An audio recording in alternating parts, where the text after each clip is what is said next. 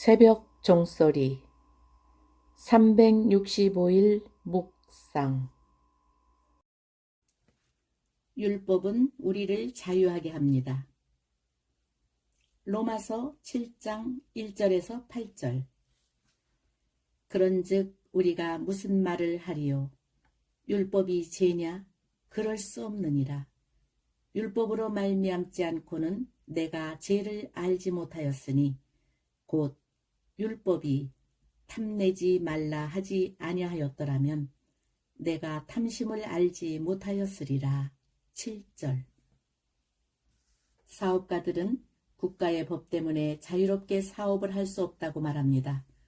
국가의 규제가 없었다면 더 자유롭게 상거래를 할 수 있고 시장 경제가 활발하게 돌아갈 수 있다고까지 말합니다. 그 이야기를 들으면 맞는 말인 것 같기도 합니다. 그런데 만약에 이런 법 규제가 없다면 사업가들이 정말 자유롭게 무역과 사업을 할 수 있게 될까요? 정말 법이 없어지기를 바라는 것일까요? 아닐 겁니다. 법 규제가 없는 세상은 자유보다는 폭력이 더 많아지기 때문입니다. 사람들이 스스로 자율적으로 생활하기보다는 힘으로, 폭력으로 다른 사람의 것을 빼앗는 경우가 더 많을 겁니다. 법이 때로는 불편해 보이지만 법은 우리가 모르게 삶을 지탱해주는 힘이 됩니다. 사도 바울은 율법에 대해서 이렇게 말합니다. 그런즉 우리가 무슨 말을 하리요? 율법이 죄냐? 그럴 수 없느니라.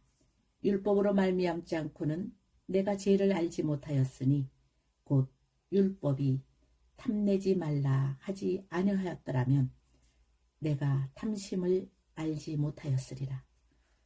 하나님의 말씀을 통해서 우리에게 주신 율법은 우리를 불편하게 하시려고 주신 것이 아닙니다.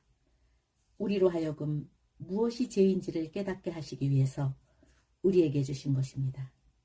율법이 우리를 자유하지 못하게 한다고 말하고 싶겠지만 실은 율법이 우리를 자유하지 못하게 하는 것이 아니라 죄가 우리를 불편하게 만드는 것입니다. 그리스도인은 율법에 얽매인 사람이 아닙니다. 이것이 성경이 말하는 믿음으로 자유하게 하는 복음입니다. 그러나 사도 바울의 증언처럼 그렇다고 해서 그리스도인에게 율법이 불필요하게 되는 것은 아닙니다. 우리가 율법을 지킴으로 구원에 이르는 것이 아니라는 것은 확실하지만 우리가 율법을 통해서 나의 죄된 모습을 바라볼 수 있습니다. 율법은 우리에게 죄가 무엇인지를 알려줍니다. 내가 어떻게 사는 것이 하나님이 기뻐하시는 삶인지를 율법을 통해서 깨닫게 됩니다. 그래서 예수님도 나는 율법을 폐하려고 온 것이 아니라 율법을 완성하러 왔다고 말씀하셨습니다.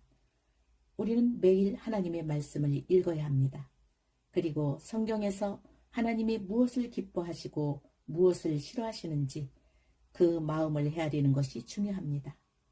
말씀이 없는 삶은 자유롭지만 어디로 가고 있는지, 어디로 가야 하는지 방향과 목적을 상실한 연이 됩니다.